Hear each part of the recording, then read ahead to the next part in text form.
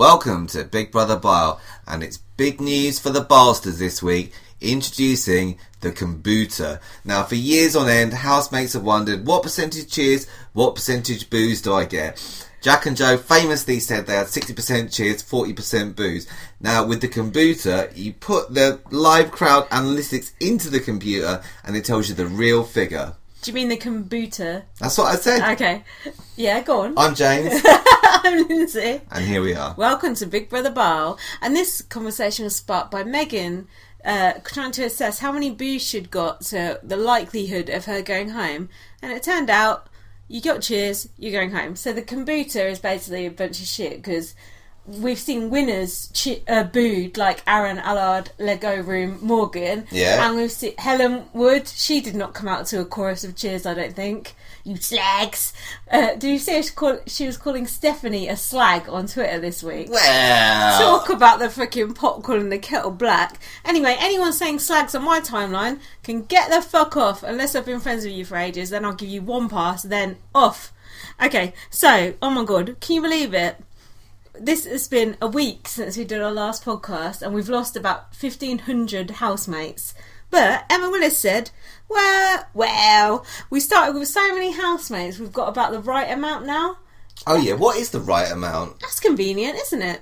It's almost like, they put too many housemates in, expecting some to walk, some to leave when their contract was up, some to go over the wall, some to be driven out by GC's obnoxiousness. But we do have not returning player, but returning toilet dweller, Gillian McKeith, coming up later. Of all fucking people, why would you put that fucking crow-faced old cow? And how the fuck does Tiffany know who she is? That's a very good point. That's a worry. You think that show's like big? Do you know what? I was talking about Gillian McKeith at work with people last week when there was no whisper of her on the radar. So what did that say to you? That maybe you're psychic in some way. Oh my god, maybe I'm psychic. Yeah, it's karma, it's baby. karma. Right, so do you prefer your warnings highly offensive, or highly offensive? Oh, is this capitalised or... Who's in charge of the grammar in the Big Brother compound? It can't be Rylan. He can't do his H's right. Emma, she's sick as pig shit. Who else is in charge? But no, what you mean on the warning, the words highly and offensive had a capital letter at the beginning, which is weird. Now, if I bring into Ofcom and I say, look, bloody hell, this show was disgusting. I can't believe that Scotty T's dog, the way he was drinking his drink, it was like watching a dog drink out of a bowl. And then Ofcom say, well, actually, if you look at the warning, they put a capital letter on the H and the O. Yeah. Does that diminish from that? Look, sometimes you've got highly offensive, sometimes you've got nudity, sometimes you've got, like, I don't know, really, really offensive. Sometimes you've got just tense and terse confrontations. Sometimes the warning tells you who's going to be booted. Yes. Because when Megan went, before the break, there's no footage from the house, and on the warning it said highly aggressive confrontations, extreme sexual banter or what have you, and all the rest of it. Ridiculous makeup, stupid hair. It could only have been about Princess Anne or Megan. Doesn't understand what monogamy means, and nor does Scotty T. But tense and terse confrontations is kind of a weird sort of a warning, I think.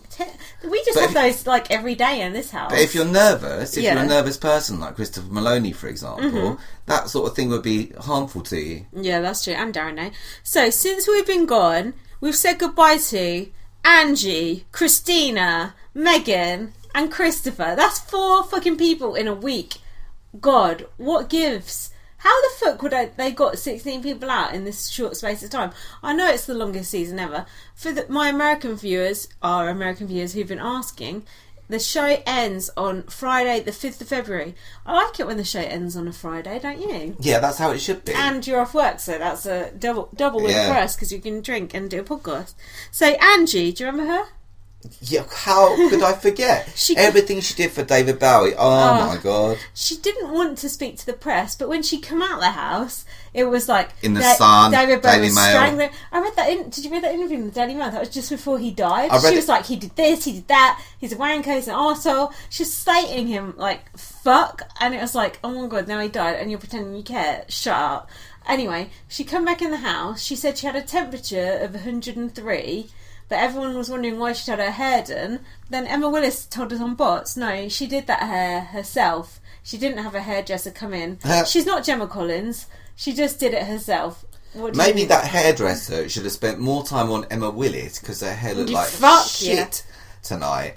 And if there's one person on the planet who likes Emma Willis's hair, apart from Emma Willis and her stylist, who obviously hates her, so apart from Emma Willis, please write in bigbrotherbar@gmail.com and let us know, because we don't fucking believe you. But I think I've seen like once or twice this season her hair's been like half okay. She had it like slicked down, but last year her hair was nice. It was like mine. It was like a little pixie cut. It looked really cute. She looked really nice. So I don't know what's wrong with it. She's pregnant, so maybe she's gone, drug addled, not drug addled, hormone addled. I'm thinking of other people in the Big Brother house. So Angie, at least she come back in to say goodbye.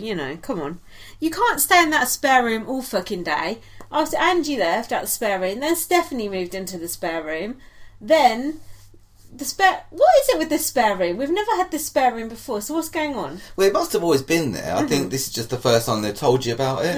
It's just to justify it, like saying, oh, David Guest is in the house, but he's sick, so so-and-so. Didn't Jackie Stallone used to stay in that spare room? No, I think she had like her own HOH suite. I know someone who used to stay in the spare room. Pamela Anderson. Do you remember she was in it? That's Channel 5, isn't it? Wasn't that the first season, I think? She was only in it for like a week. Yeah, did she get voted out? It was just the beginning of the show. She wasn't like a main character, was she? She's just like a side alliance. It was like where Paul Burrell was there. It was right. Is that what Gillian McKeith's like, or is she a main housemate? No, I think she's just a guest. Come in to annoy the shit out of them and tell Gillian McKeith's going to win Big Brother. She's just come back and just like tell them loads of outside information, right? Probably, but she'll do it through the enema. Don't you think she's going to give them enemas? That's the first thing I thought. I want to watch that live feed tonight. I want to see them get... That's why GC, they said medical grounds, because she don't want no tube up her bum. But hold on, she's happy to give Darren Day a colonoscopy or whatever the fuck. Yeah, but she don't rim. She said so herself. Oh, shut up. That is disgusting. Just saying. On buzz? Do I look like the sort of person who's licked someone's arsehole? Alright. Ugh. Ugh. Okay, moving swiftly on before I vomit. So also, I don't know if you remember this stellar housemate there to just pick up her check. Christina fuck the fuck off. Also is evicted. Oh no. Rest in motherfucking peace. Now, do you know, again, I was reading the Daily Mail online at work the other day. Online, he didn't pay for it. I do that. Who should pop up but none other than Christina Ricci. What was she up to? She was, the boyfriend, alleged boyfriend, Ben Cohen, wasn't there to meet her when she come off Big Brother. Baby daddy Distanced himself, even though she's got a little one on the way. Still yet to establish what sort of little one it is. Is it like Gemma's little poo baby, or is it a real thing? I don't know. All I know is that karma is a boomerang. But yeah, so anyway, they're saying that they're not together anymore, like it's all rocky, this, that and the other. He's staying in Northampton, no less, because that's where the ex-wife and the kids live. Up. Yeah, so it's all going wrong there. I was listening to Richard Herring's podcast earlier, and he said he got his shoes from Northampton, and he said, big up Northampton. He said he paid £175 for those shoes for Northampton. But it's the home of shoes, right? It's Shoe Town. Did they invent shoes? Yes, we've got the shoe museum there. You had the first shoes in civilization. We've got the elephant boot there. There's 4 elephant boots in the world. One's in India, one's in Northampton, and the other 2 are lost, I think. They're enormous. Anyway, less about Gemma Collins' footwear. Here goes the next thing. Okay, Christina, so she stuck up for John, which I was quite pleased about, because Emma was like, oh, don't you think John's like a shit-stirring wanker? She was like, no. Christina said, I don't step on my friends, and I thought that was a very good thing of her to say. Don't you? No, yeah, but who cares what she said? But Emma's trying to make her dig out John, and I thought, fuck off. And then Christina also said Gemma will be the biggest bitch if she wins, which is true. And then did you notice in the Saturday show when they they do like the recap of someone's eviction? Christina must have got like all of like 10 seconds recap, so that must have been a good show. Oh, they cut it right out. I've never seen them do that before. Haven't either. It's good, wasn't it? But what about Christina's crockery and cutlery that she has in a special little box? But yeah, there was like a big Tupperware thing. Yeah. With it said Christina's, what was it, crockery and cutlery? Yeah. In it. I heard someone else talking about their What? Cutlery. It was Stephanie on the live feed. What? She couldn't pronounce it. She said cutlery. Oh, yeah, you're right. Yeah. And she was saying about, I've got my cutlery. Yeah, so, obviously, they've all got their own stuff in there. That's like when I say I can't say ventriloquist.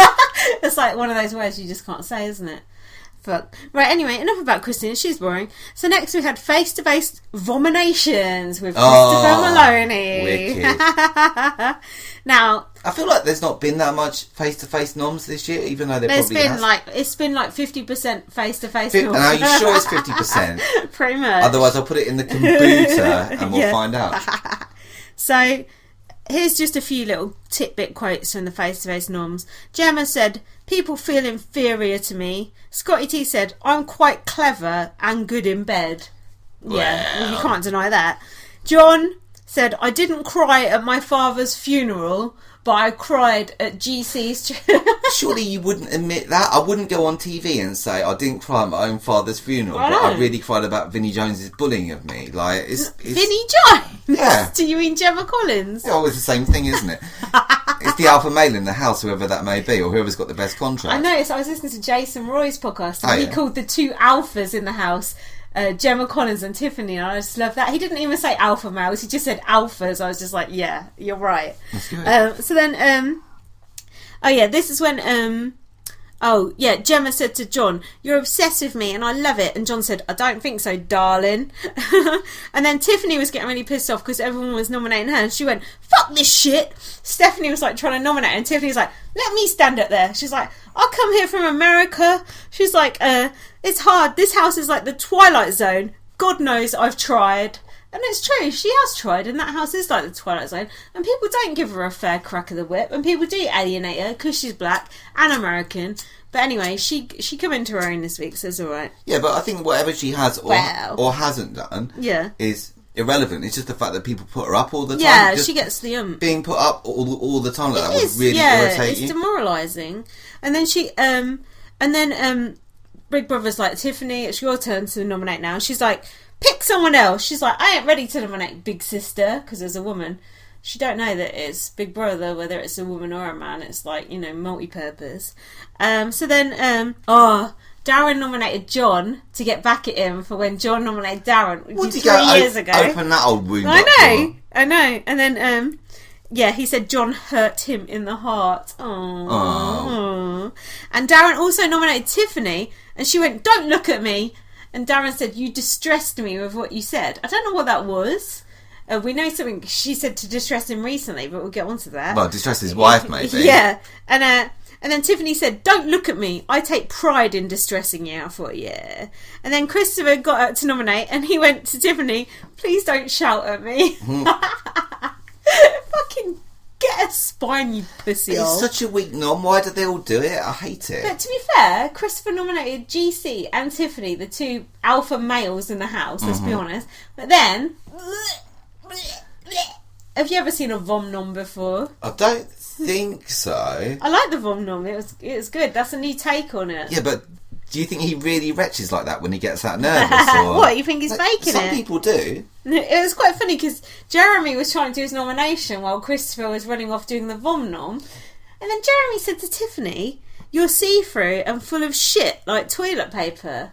Toilet paper isn't see-through. Well, when you're at school it is. That tracing paper they but that's give you. that's dating us badly, but yeah. And also full of shit. I don't know, that was off to me. I didn't like that. You know what I'm saying. So then Gemma was still having to go at Christopher, even though he was vomiting. So the only people off the block was Scotty T, Darren, Britain's fattest stud, Darren, and Christopher Maloney. So then John and Darren had a little tete-a-tete, and John was like, "Look, you're never gonna be okay with me nominating you." But he's like, "We're cool. Whenever anyone says we're cool in the Big Brother house, it's like got your back, isn't it? Yeah, it's like Siavash. It's fine. We're all good. It's like, nah, we ain't good. So then, and Scotty nominated Steph. What is it with Scotty and Steph? Talk about Scotty T and his loose morals. Scotty T should be like a vicar or the Pope or someone who, like Bono, someone who dictates morals to the world, like Dalai Lama. Yeah, he slept with 10,000 women or 10,000 dogs or whatever the fuck it is. It's like you can actually say 10,000 bitches and get away with exactly. It's like, oh, Stephanie, you're ruining my fun. Oh, but